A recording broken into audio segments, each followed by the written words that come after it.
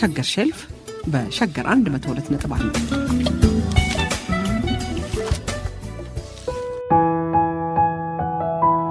የጥበብ አርበኛው ደበበ እሸቱ የተወለደው በ1933 ዓ.ም ነበር። የመጀመሪያና የሁለተኛ ደረጃ ትምህርቱን በተፈሪ መኮንን ትምህርት ቤት ከ1943 እስከ 1950 ዓ.ም ድረስ ተከታትሏል። ከ1950 እስከ 1951 በኢትዮጵያ አየር ኃይል ፓይለት ማሰልጠኛ ውስጥ ገብቶ ነበር። ከ1951 እስከ 1953 ዓ.ም ድረስ ደግሞ በደብረ ብርሃን መምህራን ኮሌጅ የመምህርነት ትምህርት ተከታትሎ ትውልድ የማነጽን ጥበብ ቀስሟል። ደበበ እሸቱ በኢትዮጵያ የቲያትር ጥበባት ታሪክ ውስጥ ሁነኛ ስፍራ ካላቸው አዘማኞች መካከል ቀዳሚው ተደርጎ ይወሰዳል። በውጭ ሀገር ተምረው ከተመለሱ ቀዳሚዎቹ አንዱ በመሆኑ የድርሰት፣ የዝግጅት፣ የትወናና የአስተዳደር ስራዎቹ የቲያትር ጥበብ በኢትዮጵያ እንዲዘምን ከፍተኛ አስተዋጽኦ አድርጓል። በርካታ ተውኔቶችና ፊልሞች ላይ በመሪ ተጫዋችነትና በአዘጋጅነት ተሳትፏል። ደበበ እሸቱ ከሀገሩ አልፎ በአፍሪካና በመላው ዓለም የኢትዮጵያን ባህልና ጥበብን በማሳየት ሀገሩን ያስተዋወቀና ያስከበረ ታላቅ የባህል አምባሳደርና የጥበብ ባለሙያ ነው። በአንድ ወቅት አለማየሁ ገብረሕይወት የተባሉ የቲያትር ባለሙያ የጻፉት እንዲህ ይነበባል። በዓለም አቀፍ ደረጃ የአንድን ጥሩ ተዋናይ ብቃትና ጥንካሬ ያሳያሉ ተብለው የሚታመንባቸው መለኪያዎች አሉ። እነዚህ መለኪያዎችም ቀጥለው ተዘርዝረዋል። አንደኛ፣ የሚሰጠው ሚና ሳምሮ በመጫወት የተመልካቹን ስሜት እስከ መጨረሻው ደቂቃ ድረስ ለመቆጣጠር የሚችል።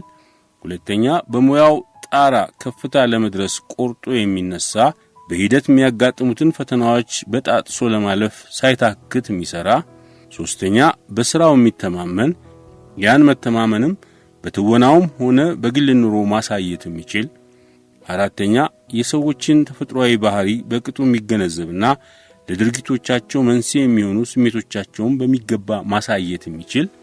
አምስተኛ፣ ዕውቀቱን በማያቋርጥ ንባብ እያሳደገ የሚወክላቸውን ገጸ ባህሪያት ለመተርጎምና አሳማኝ በሆነ መንገድ ለመጫወት የሚችል።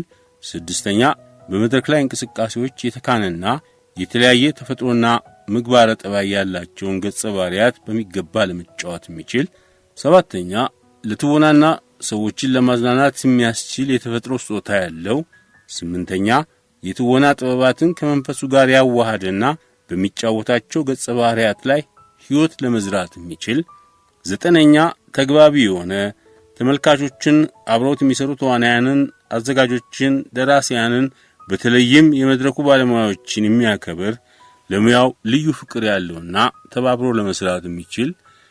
አስረኛ፣ ድምፁ በተለይ ለመድረክ ተዋናያን በመጨረሻ ረድፍ ለተቀመጠ ተመልካችም ጭምር የሚሰማ መድረክ ላይ ከወጣበት ጊዜ ጀምሮም ተመልካቹን በንቃትና በሙሉ ስሜት ለማዝናናት የሚችል።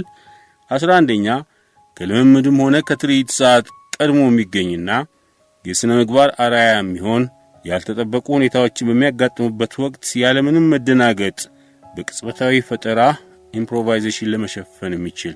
አበው ከያኒ ደበበ እሸቱ በእነዚህ መለኪያዎች ሲመዘን ሁሉንም በብቃት እንደሚያሟላ ያነጋገርኳቸው ባለሙያዎች ሁሉ ይስማማሉ ይላሉ አለማየሁ ገብረሕይወት። ለጋስነቱን፣ ትጋቱን፣ ደፋርነቱን፣ አስፈላጊም ሲሆን ኮሳራነቱንና ቃሉን የሚጠብቅ ሰው መሆኑንም አብሮት የሰሩ ባለሙያዎች ይመሰክራሉ። ገራፊው ገብረየስ፣ እናት ዓለም ጠኑ፣ ሻይሎክ፣ የቬኑስ ነጋዴ፣ ናትናኤል ጠቢው የተሰኙት ገጸ ባህሪያት ጋሽ ደቤ የትወና ጫፍ ላይ የደረሰባቸው መሆናቸውን ብዙዎች ይናገራሉ። ሌሎችንም እንዲሁ መጥቀስ ይቻላል። ቫንኮቨር ካናዳ በተዘጋጀ ዓለም አቀፍ የፊልምና የቴሌቪዥን ፌስቲቫል ላይ ቀይ ቀንበጦች የተሰኘው ደበበ እሸቱ የተጫወተበት ፊልም ተካፋይ ሆኖ ነበር። የዓመቱን የምርጥ መሪ ተዋናይነት ዘርፍ ሽልማትም ጎልደን ሊዮፖልድ አዋርድ ጋሽ ደበበ አሸንፏል። የመጀመሪያው የዛምቢያው ፕሬዝዳንት በአፍሪካ የመድረክ ባለሙያዎች ሊቀመንበርነቱ አፍሪካውያን የራሳቸው ቲያትር ቤት እንዲኖራቸው ላደረገው ጥረት የማላካይድ ስቶን የሚባል የክብር ድንጋይ በማስታወሻነት ተሰጥቶታል። በቲያትር መስክ ላደረገው አገልግሎት ከጣይቱ የባህልና ትምህርት ማዕከል የሕይወት ዘመን ሽልማት ተቀብሏል። ኢትዮ ፊልም ማዕከልም የጉማ አዋርድን ሸልሞታል። በአሜሪካው አትላንታ ከተማም በከንቲባው ውሳኔ ኖቬምበር 24 ቀን የደበበ ቀን ተብሎ እንዲከበር በ2004 ተወስኗል። አበው ከያኒ ደበበ ከፍ ብለን እንደገለጽነው እጁ የገቡና ጠቃሚ ናቸው ያላቸውን የትወና የጥበብና የታሪክ ሥራዎች ወደ አማርኛ ቋንቋ እየመለሰ ለወገኖቹ አድርሷል። አን አክተር ፕሪፔር የተሰኘውና በታዋቂው ሩሲያዊ ቲያትር አዘጋጅ ኮንስታንቲን ስታንስላቭስኪ የተጻፈውን የተዋናይ ሃሁ ብሎ ተርጉሞት የባህል ሚኒስቴር አሳትሞታል። መጽሐፉ ለብዙ ወጣትና ነባር ባለሙያዎች በማስተማሪያነት አገልግሏል። በአገራችን በሰፈራ ምክንያት የተፈጠረውን የቤተሰብ መለያየት ያሳይልኛል ብሎ ያስበውን የቻይናዊውን የሳሆዩ ተውኔት ድብልቅልቅ ብሎ ወደ አማርኛ መለሰውና በመድረክ ለሕዝብ ቀረበ። ሻለቃ ዳዊት ወልደ ጊዮርጊስ ሬድ ቲርስ ብለው የጻፉትንና በደርግ አገዛዝ ዘመን የተፈጸመ ግፎችን፣ የአስተዳደር በደሎችን የሚያሳይ መጽሐፍ የደም እንባ ብሎ ወደ አማርኛ ተርጉሞ ታትሞለታል። ባሮን ሮማን ፕሮቼስካ አቢሲኒያ ዘ ፓውደር ባረል ሚል ርዕስ ጽፎ ያሳተመውን ኢትዮጵያ የባሩድ በርሜል ብሎ ተርጉሞታል። ለመጀመሪያ ጊዜ በፖለቲካው መድረክ ብቅ ያለበትንና ለ2 ዓመት ያህል ለእስር የተዳረገበትን አጋጣሚም የእምነቴ ፈተና ብሎ ጽፎ አሳትሞታል። ቁም ነገር የተሰኘ የማኅበራዊና የፖለቲካ መስክ ያተኮረ ራዕይ መጽሔትን አቋቁሞ ለ3 ዓመታት አሳትሟል። ታዋቂው ደራሲ ስብሐት ገብረ እግዚአብሔር የመጽሔቱ ባልደረባ ሆኖ አገልግሏል። በተጨማሪም ከወጋየሁ ጋር ሆነው በኢትዮጵያ ሬዲዮ የኪነ ጥበባት ጉዞን በሳምንት 1 ቀን ያዘጋጁ ነበር። በአንድ ወቅት እነዚህ የአገራችን የመድረክ ኮከቦች ደበበ እሸቱንና ወጋየሁ ንጋቱን እምር ጋዜጠኛ ታደሰ ሙሉነህ በኢትዮጵያ ሬዲዮ የእሁድ ፕሮግራም ጠይቋቸው ነበር። ሦስቱም በሕይወት የሉም። እስቲ በመጠኑ እናድመጥ። ደበበ እሸቱ ብሎ ወጋየሁ ንጋቱ ብሎ ደበበ እሸቱ ደግነቱ በቱ ይገጥማል። አባታችሁ ሁለታችሁም ደህና ማለፊያ ነው እና ቲያትር ብዙ ጊዜ ተጫውታችኋል፣ ብዙ ጊዜ መድረክ ላይ ውላችኋል። በመድረክ ዓለም ላይ ያላችሁ ካጋጠሟችሁ ነገሮች የሚያስደንቁ፣ ለምሳሌ ቲያትር ማጥናት ቀላል አይደለም። አንድ መጽሐፍም ያህል ነገር አጥንቶ ነው የሚገባው። ቃላቱ ሊረሳ ይችላል። አንዱ የሚገባበት ቦታ ሌላ ሊገባ ይችላል። እንደዚህ አይነት አጋጣሚዎች ይኖራሉና ምንድን ነው እስከዛሬ ያጋጠማችሁ?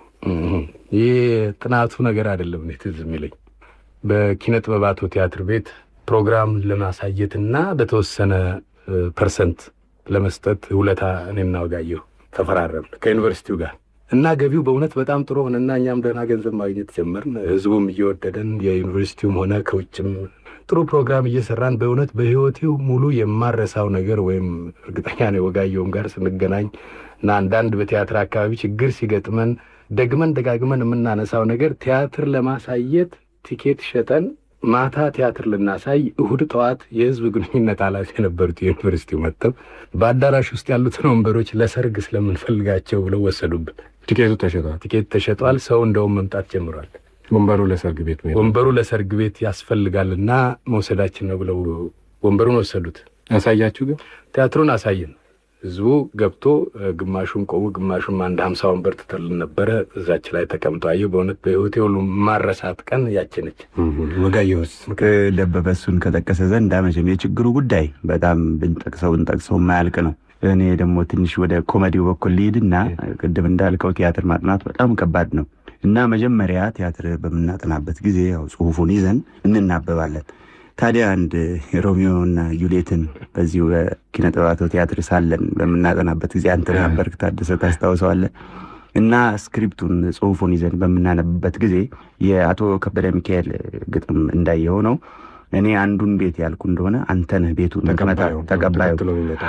ታዲያ አንዱ ልጅ እንደዚሁ አንድ ቦታ የሚጫወተው ጽሑፉን ይዝና ጽሑፉ ምንድን ነው የሚለው? አንተ በእኛ ነው ወይ ጥርስን የምትነክሰው ይለዋል። ያኛው እኔን አይጠይቅም እንዳንተ ያለ ሰው ብሎ ቤት ይመታለታል። ታዲያ ይሄ በስቴንስል የተቀረጸ ነበርና ጽሑፉ ልጁ ሲያነብ አንተ በእኛ ነው ወይ ጥርስን የምትነክሰ ብሎ ቆሟል። ሁሉም ጸጥ አለ። ልጁ የሚያመልስ መስጠት ያለበትም ዝም አለው። ምን ሆኗል ብሎ ጎንበስ ብሎ ሲያይ ለካ በዚህ መስመር አልቆ ወደዚህ ቦታ ብቻዋን ተጽፋለች። ቶሎ አያትን አለው። ያኛው መልሶ ቤት መታለት። መልስን ሰጥተው እስቲ ከተጫወታችኋቸው ቲያትሮች ወይ ድራማዎች ደበበ አንዱን ክፍል ወጋየሁ ደግሞ ሌላውን ክፍል ለአድማጮቻችን ልክ በዚያው ስሜት በነበረው መድረክ ላይ ሆናችሁ ባለው ስሜት ብትጫወቱልን እዚህ ስቱዲዮአችን። እኔ ከሀሁ በ6 ወር በ66 ዓመተ ምህረት ከለውጡ አካባቢ የተሰራ ቤታዊ ቲያትር ነበር እና እዚያ ውስጥ እንደ አስተማሪ ሆኜ ነበር የምጫወተው። እንዲያውም ስሙን በትክክል ለመጥቀስ ሰሙ ንጉሥ ጣሴ ሆኜ ነው የምጫወተው እና ልክፍተኛ ነው። በወሎ ቦረን ውስጥ ሄዶ የሚያስተምር አስተማሪ ነው እና እሱ ልክፍቱ እየተነሳበት ይጥለዋል። ከጣለው በኋላ ተነስቶ የሚያደርገውን ምጸት የብቻ የግል መነባነብ እንለዋለን፣ ሶሊሎኪ የሚሉት ነው ፈረንጆቹ። እና እሱን እስቲ በፊደል ነው የተለከፍኩት፣ በሁ በፊደል ነው የተለከፍኩት። አባዬ ነው ያስለከፈኝ። ገና በልጅነት ገና በጋሜ ነው ያስለከፈኝ። ተማር ሲለኝ፣ ሰው ሁን ሲለኝ፣ ካልተማረ ድሃ ሰው አይሆንም ሲለኝ በልጅነት ያስለከፈኝ። በፊደል ቃል በብርሃኑ በነጻነቱ ተስፋ ነው ያስለከፈኝ። በፊደል በቀር በትምህርት በተስፋ በቀር በእውቀት በቀር በብርሃን በቀር ነጻነት የለም ሲለኝ ገና በጨቅላ በጋሜ አስለከፈኝ። የድሃ ልጅ አትበለኝ ሃበል ሲለኝ፣ ቁጠር ሲለኝ፣ አትበለኝ ሁበል ሲለኝ፣ ቁጠር ሲለኝ ከፊደል ጋር ቁልቁለት ትሞ ሲያድፈጠፍጠኝ የመጀመሪያ ልክፍቴን በልጅነቴ ያስለከፈኝ። እኔ አባቴን የረገምኩት ስላላስተማረኝ፣ ብርሃን ስላላሳየኝ፣ በድንቁርና በእውርነት በጨለማ ስላሳደገኝ ነው ሲለኝ፣ በል አንተ ተማር፣ ያላወቅኩትን አንተ እወቅልኝ፣ የራበኝን የእውቀት ተስፋ፣ የጠማኝን የትምህርት ተስፋ፣ የናፈቀኝን ጥበብ በል አንተ ቅሰምልኝ፣ እወቅልኝ፣ ተማርልኝ፣ ድረስልኝ፣ ሰው ሁንልኝ ሲለኝ አስተማረኝ፣ አሳወቀኝ፣ አስለከፈኝ። ልክ መድረክ ላይ ያለው ነው የመሰለኝ። አመሰግናለሁ። በጣም ጥሩ ነው ወጋየሁ። የገዘፈ ሰብአዊ ግብር የከወነ የጥበብ አርበኛ ደበበ እሸቱ በገጠመው የጤና መታጎል በሀገር ውስጥና ከሀገር ውጭ ሕክምና ሲረዳና ሲከታተል ቆይቶ በተወለደ በ84 ዓመቱ ነሐሴ 11 ቀን 2017 ሕይወቱ ያለፈ ሲሆን ነሐሴ 13 2017 ከቀኑ በ8 ሰዓትም በመንበረ ጸባዖት ቅድስት ሥላሴ ካቴድራል በካህናት ፍትሐት በቤተሰቡና በወዳጅ ዘመዶቹ ሽኝት ሥርዓተ ቀብሩ ተፈጽሟል። ነፍሱን በአጸደ ገነት ያኖርልን፣ ቤተሰቦቹንና ወዳጅ ዘመዶቹን ያጽናናልን። እነሆ ከአንድ ዓመት በኋላ በሚቀጥለው ሳምንት ደበበ እሸቱን ለማስተዋወስ በተፈሪ መኮንን ትምህርት ቤትና በብሔራዊ ቲያትር የተዘጋጀ የኪነ ጥበብ ዝግጅት አለ። ሁላችሁም ተጋብዛችሁ